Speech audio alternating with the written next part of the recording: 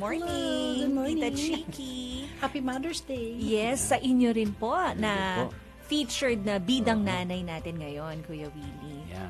At dalawa pala yung anak ni Tita Chiki. May plus one. Plus Plus one. one. Bakit may plus one? Because my nephew, I took care of him since birth. So we are 21 years old now. And hawig naman namin eh. Hawig naman so sa namin inyo eh. na talaga lumaki yun. Oo. Mhm, Oo. Okay. So talagang, saan ko siya? Ganon. Pag sabi, oh, you related to Chiki Holman? Sabi niya, yes. I'm here. She's my mom. Oh, ganon lang. Pero yung dalawang anak po ninyo, grown-ups na rin. Yeah, my son is 34, my daughter is 31. Wala pang nag-aasawa sa kanila. Alexandra Craig. So I'm very happy. We're thrilled. Yung pangalawa yun, Yung panganay ko. Panganay ko. Ay, yung panganay. Siguro yung isa ko, baka next, malapit na rin yun. Malapit na na. rin siguro. Ready ka na. Ha? O Please. pinapamigay mo na ba Hoy, sila? nag-family meeting kami. Oo. Sabi ko dun sa anak ko, family meeting, emergency. Duduting yung dalawa, plus yung isa, tatlo na. Okay, bakit kaya ko yung mga kaibigan ko, lahat may mga apo na, Naka. bakit parang ako wala? Bakit tayo puro dogs? Kasi okay, so I have 5 dogs in the house. Anyway, sabi nung son ko, Mama, anong gusto mo, yung baby lang? Pensyan, yung baby. Madali yun eh. O yung gusto mo yung may baby na may kasal. Oy, siguro naman dapat may kasal. Tapos sabi ko, legit na baby.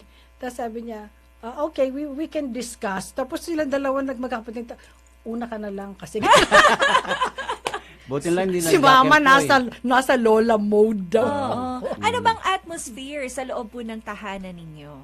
Kasi para yung mga anak ninyo, di ba, mag-stay ng ganyan katagal at hindi agad lumagay sa, tahimik o magulo. Tahimik. I would Tahimik, venture na isang pwedeng ibigay na dahilan sa mga mommies. Oo. Salamat sa Diyos, inimbento niya ang mga nanay. At yun ang isang posibleng dahilan sa tanong mo, o sagot sa tanong mo. Mahirap pag nanay. Mas madaling mamasukar at mag-clock in, clock out at tapos na ang responsibility. Di ba ang nanay, it's 24/7. Correct. It never ends. Kahit sabihin mo, malalaki na naman yung mga anak mo eh. Ipipray over mo habang tulog. No? Na just, God just protect them in everything that they do. Na kung ano man ang decisions na gawin nila, hindi ka doon, you cannot impose na, like, I can't impose what I want. If your kids are over 30, no? I-pray mo lang na kung anong itinuro mo sa kanila, hopefully nag-stick. But I guess, ang mahalagang tinuro ng mama ko sa akin, sa amin, kasi we're 3 girls, ang tinuro niya sa amin you have to learn to survive. You have to learn how to work. Kahit kayo pinanganak na may pera, madaling maubos ang pera. So, dapat matuto ka magkayod. At kung bumabak, things don't work out always Lagi.